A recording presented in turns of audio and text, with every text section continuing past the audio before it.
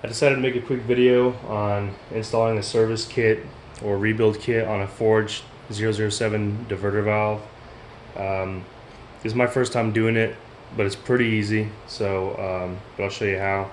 What it comes with is a new diaphragm, billet aluminum, and it has an O-ring on it. It's actually different than the one that's inside of it, and I'll show you why, but I trust them. I actually emailed them beforehand to make sure I ordered the right one, which, by the way, this packaging doesn't have the actual part number for the service kit you need, so I will grab that number from my email and I'll put it in the description. So if you have the same diverter valve, then you can go ahead and order the same kit that I got. So it comes with the diaphragm, comes with 3 different O-rings, which all go in place here, and the lubrication. It doesn't specify, there's no instructions here specifying where to put the lubrication, but I think it's pretty self-explanatory, so we'll go over that. Now, so all you do to take it apart, the first time I did it was actually very hard to turn it. I actually was about to put this thing in a vice grip, bench vice, but anyway, you just twist it off. The spring's gonna wanna pop out, so you just kinda let it off slowly. Grab the spring out of there. And then the diaphragm's right here. You push it from the bottom. There's 2 O-rings that are sealing compression, or pressure rather.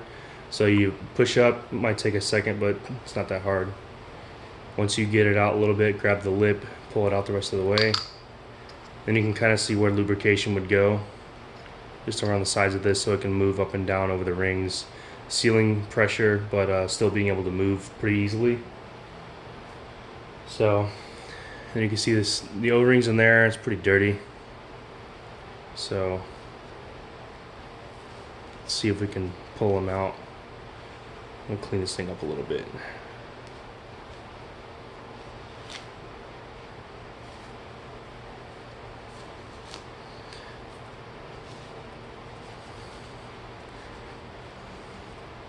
Yeah, I gotta give a shout out to my friend Cameron's local 2.5 owner. Actually let me use his Forge diverter valve until I rebuilt mine, because I felt mine was acting a bit weird and possibly leaking, not actually sealing when it should. Alright, so that's pretty clean. Good enough for me. Alright, I'm going to grab a tool real quick to pull out these O-rings. Alright, so you can get yourself a nice little pick set like this. Anywhere, it doesn't matter where you get it from, but little pick tools are absolute lifesavers. I've used these on so many different things. Probably what they're not even meant for, but anyway, so let's pull them out.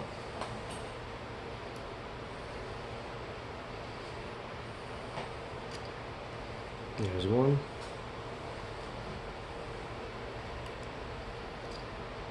Two. And I'm just going to find the corresponding O-rings in this kit to put them in there. They obviously have to be the right thickness and all that good stuff, so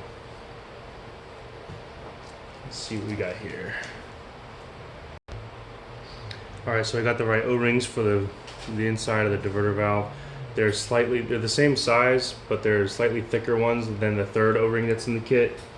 This guy right here, that's obviously thinner, goes on the very top, right around here. I haven't pulled that one out yet, but that's where the thin one goes. I'll do that in a second. So what I'm actually going to do, which I'm not sure if you're supposed to, because like I said, they didn't include any instructions. I'm going to lubricate the O-rings completely, put them in place, and then I'm going to lubricate the body inside here. It's supposed to be light, a very thin layer lubrication. It doesn't say where to put it, where not to put it, so yeah, I just hope that it's fine to put this grease on the O-ring, so we'll see. Only one way to find out, so I'm going to do that now. I got one in there, and just so you know, just to keep up with what I'm doing here, I grabbed the O-ring, I just barely tapped my finger in the lubrication here, and I rubbed it around the ring numerous times to get it completely covered, but it's so thin you can't actually see the color of the lubrication on there, and I wanted it that way on purpose. I don't want it too gummed up or anything like that. So also I want to try to have enough of this left over or you can lube the diverter valve up in the future, because they say to lube them up every once in a while. So it's best to not run out of it, because I'm not even sure what kind of lubrication this is, to be honest, but I'm pretty sure almost any grease would work fine. So yeah, I'm gonna do the second one, and then I'm gonna do the top one, and then we'll be getting it back together. All right, now as I'm pulling this top one up, always just to make sure that you're being very careful that not to scratch up the surfaces around the O-ring. Just get it in there slightly, manipulate the ring or manipulate the O-ring itself and pull it out, because last thing you want to do is scratch up the surface and contribute to anything that will cause a leak, because it's something like that would be very hard to pin down, or to track down rather. So that's it. I'm gonna lubricate this top one up real quick, and we'll be ready to put it back together.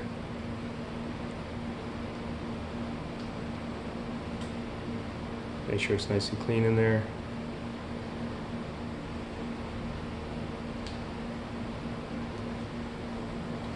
So I got some grease right there. It's almost too much, but I'm gonna thin it out real good.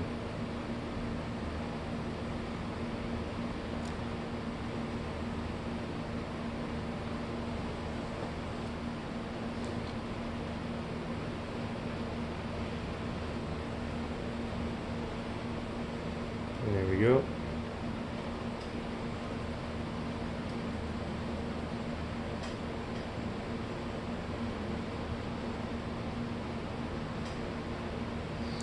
Put a little bit of grease in the body.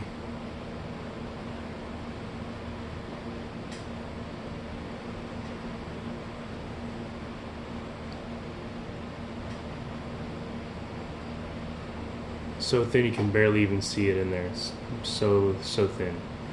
That's kind of how I think it should be. Go around this lip down in here where the O-ring for the bottom of the diaphragm is going to sit.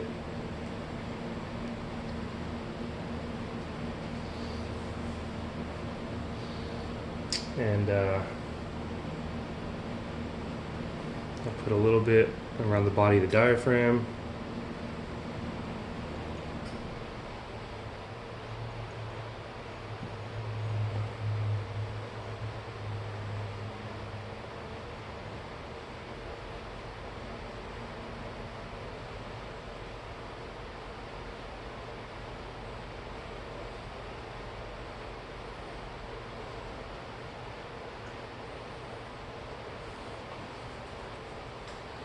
And we'll go ahead and set it in there.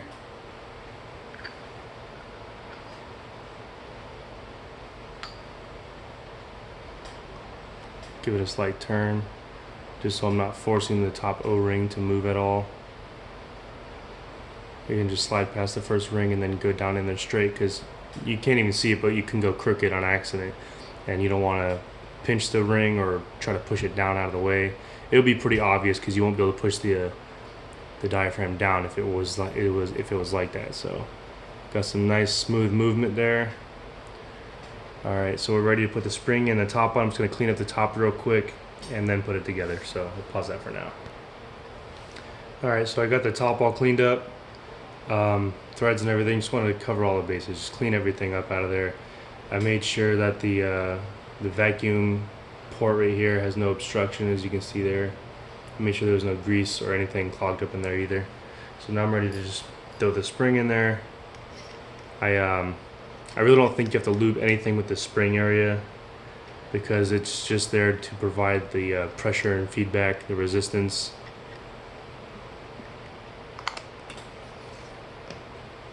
So hold it down tight, screw it down.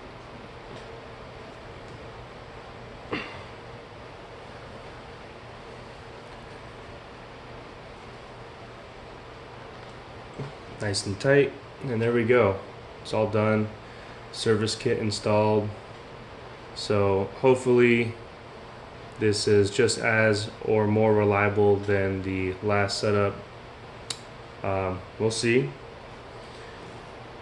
Actually, the bigger issue I have right now is probably the mass airflow sensor, but it doesn't hurt to do this and get it out of the way. So that's it. That's how to install the service kit for the Forge 007 diverter valve. Like I said, I'll put the part number for the one I ordered in the description, so if you have the same one, you know which one to order. So that's it. See ya.